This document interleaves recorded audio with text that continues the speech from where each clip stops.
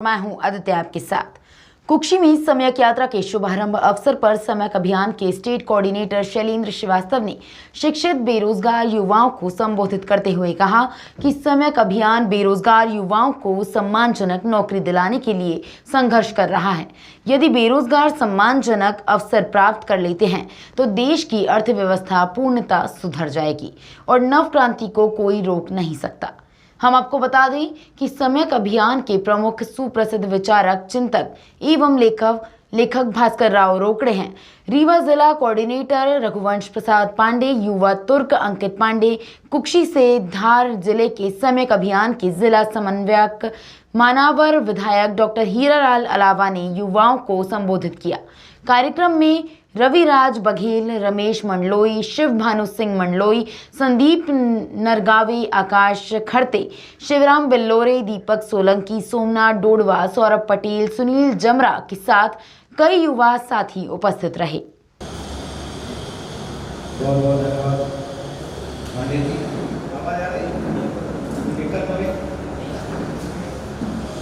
आज इस कुक्षी के पावन धरा में सम्यक अभियान कॉन्फ्रेंस में उपस्थित हमारे मुख्य मार्गदर्शक परम आदरणीय श्रद्धेय श्री भास्कर राव रोकड़े जी,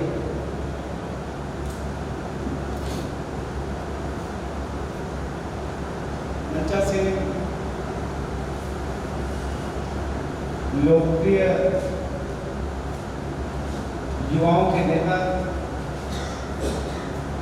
जो विधायक भी हैं और हमेशा युवाओं के लिए चिंतित रहते हैं, डॉक्टर रहे हैं, इसके बावजूद भी समाज में नई क्रांति के लिए, समाज में नए परिवर्तन के लिए उन्होंने बीड़ा उठाया है।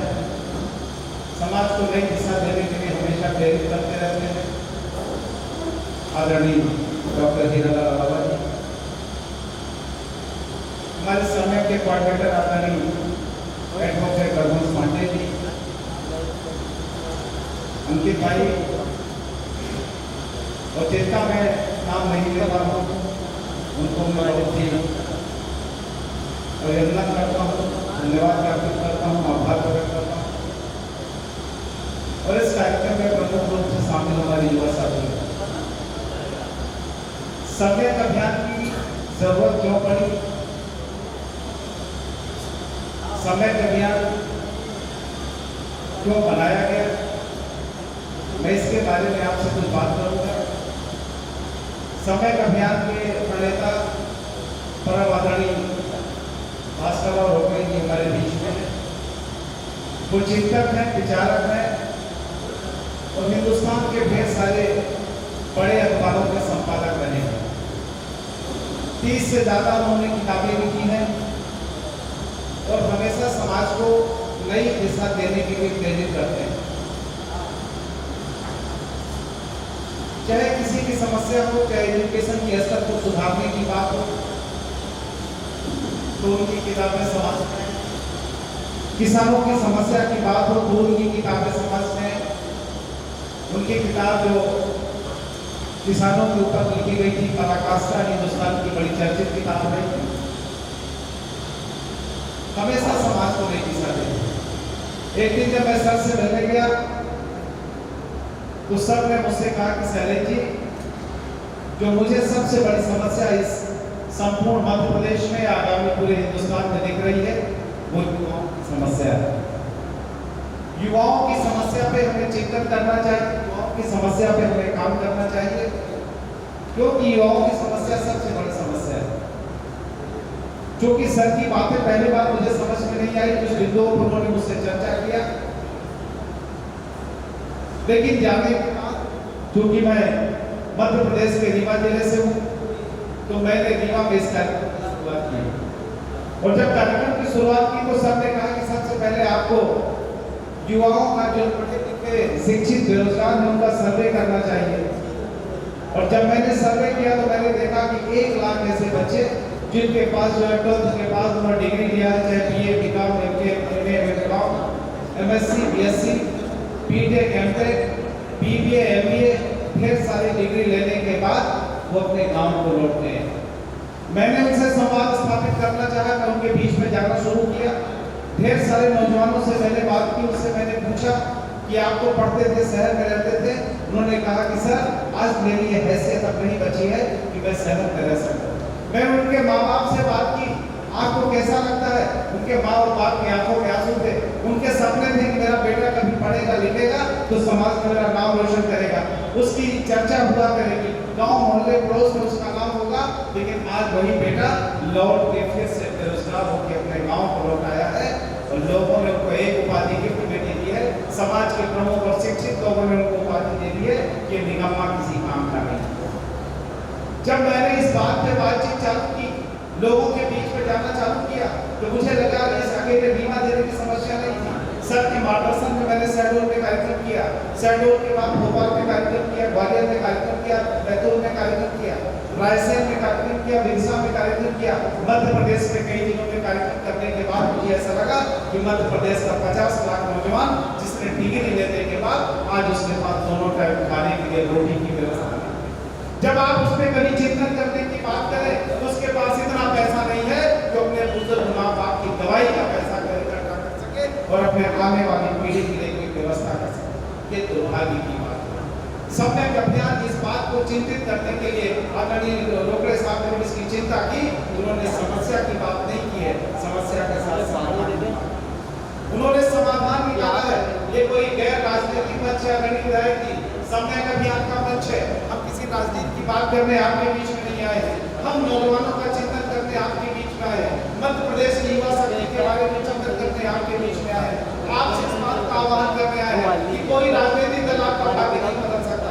अगर आप अपने भाग्य को बदलना चाहते हैं तो आप अपने बारे में सोचना शुरू करें, आप अपने बारे में चिंतन करना शुरू करें। जिस दिन आप चिंतन करना शुरू करेंगे उस दिन आपके परिवर्तन की शुरुआत होगी।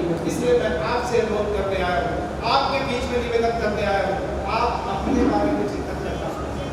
लोग युवक अपने बारे में सोचना शुरू करें, क्योंकि जब तक आप नहीं सोचोगे कोई आपके बारे में नहीं सोचेगा।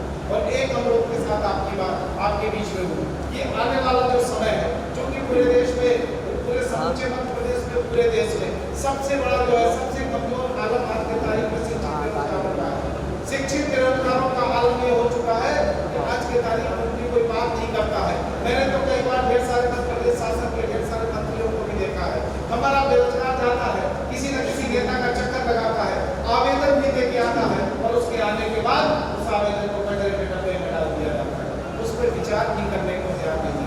इसलिए अनुरोध करने आपके बीच में कि परिवर्तन की शुरुआत आपको सोच आपको अपनी बदलनी पड़ेगी, खुद को बदल लीजिए, जनमत नहीं होगी, दुनिया को बदलने की जरूरत नहीं होगी। तो परिवर्तन के आगाज आपको करना है और उसी आगाज का निवेदन करने में आपको आदरणीय भास्कर रोकड़े ने इन सारी समस्या को सुनने के बाद पूरे मध्य प्रदेश में वहां अटल डालने का संकल्प किया। मध्य प्रदेश के स्थापना दिवस के दिन 1 नवंबर से रायसेन जिले की बरेली से लेकर 1918 की शुरुआत हुई है और ढेर सारी जगह पे होते हुए सिलवानी से रिक्शा, रिक्शा से सीहोर, सीहोर से आस्था, आस्था से देवास और उज्जैन, इंदौर होते हुए खरगोन और बड़वानी होते हुए आपके बीच तक में आई है। उनका संक्षेप लक्ष्य पूरे युवाओं से चर्चा करनी है। हमें युवाओं के बीच में जाकर सीधे संवाद स्थापित करना है, उनसे उनकी समस्याओं के निराकरण के बारे में सोचना है, उनसे पूछना है कि बेरोजगारी का कारण क्या है, इतनी बेतहाशा बेरोजगारी हिंदुस्तान में कैसे बढ़ी है, इस पे आपका क्या चिंतन है, आपको क्या लगता है कि बेरोजगारी बढ़ने का कारण क्या है। अगर आप इसके सही स्थान पर पहुंचेंगे तो आदरणीय रोकड़े साहब ने बनाया है, उन्होंने अध्ययन किया इस समस्या को लेकर, उन्होंने जो अपने बिंदुवार एक्सप्लेनेशन आपको देंगे उस पर उन्होंने अध्ययन किया है। 1 बिंदु से लेकर 6 बिंदुओं तक आपको सुनने की जरूरत है और मैं आपसे एक अनुरोध करना चाहता हूँ कि परिवर्तन तो आपको ही करना पड़ेगा। हमेशा नौजवानों ने इस देश में क्रांति की है, जो शोषित करता होगा वही क्रांति करता है, जो सक्षम और संपन्न लोग कभी क्रांति की बात नहीं करते हैं। तो परिवर्तन का आगाज तो आप करना पड़ेगा। चाहे भगवान गौतम बुद्ध हो, अगर उन्होंने जो है परिवर्तन का आगाज किया था उस जमाने में वो भी युवा और नौजवान थे। चाहे स्वामी विवेकानंद ने शिकागो में सम्मेलन किया होगा, परिवर्तन की बात की थी, उस समय वो भी नौजवान थे। तो परिवर्तन तो आपको ही करना पड़ेगा और कहा भी जाता है कि जिस ओर जवानी चलती है उस ओर जमाना चलता है। तो मैं आपसे अनुरोध करने आया हूँ आदरणीय अलावा जी के माध्यम से, जो कि उन्होंने युवाओं के प्रति उनकी संवेदना है, युवाओं को लेकर चिंतित रहते हैं, पूरे जो है आपके इस जिले से लेकर पूरे भोपाल तक पूरे मध्य प्रदेश में युवाओं की बात करते हैं। निश्चित रूप से युवाओं के प्रति अपना समर्पण और संभाव बहुत दीजिए।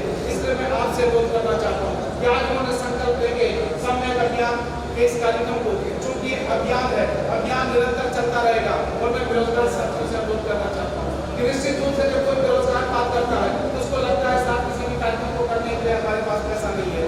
मैं आपसे अनुरोध करने आपके बीच में आपको चर्चा शुरू कर दीजिए, अपने गांव में चर्चा शुरू कर दीजिए, अपने पड़ोस में चर्चा शुरू कर दीजिए, अपने रिश्तेदारों के बीच में चर्चा शुरू कर दीजिए, समय अभियान के बिंदुओं में चर्चा शुरू कर दीजिए और आपकी चर्चा धीरे धीरे मध्य प्रदेश के समूचे क्षेत्रों में फैल जाएगी और मध्य प्रदेश में परिवर्तन होकर रहेगा।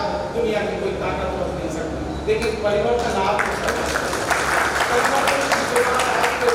परिवर्तन के लिए संकल्प भी आपको लेना पड़ेगा।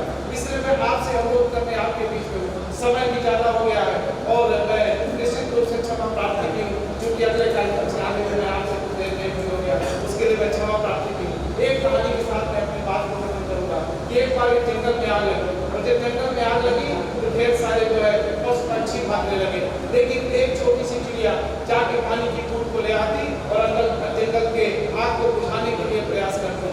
सारे जानवर हंसने लगे, दूसरे पक्षी भी हंसने लगे कि चिड़िया तेरे इस एक बूंद पानी से क्या ये जंगल की आग बुझेगी? चिड़िया ने कहा आग बुझेगी कि नहीं बुझेगी ये मुझे नहीं पता, लेकिन जब कभी इतिहास लिखा जाएगा तो मेरा नाम आग बुझाने वालों में आएगा और तुम्हारा नाम भागने वालों में आएगा। इसलिए मैं अनुरोध करता हूं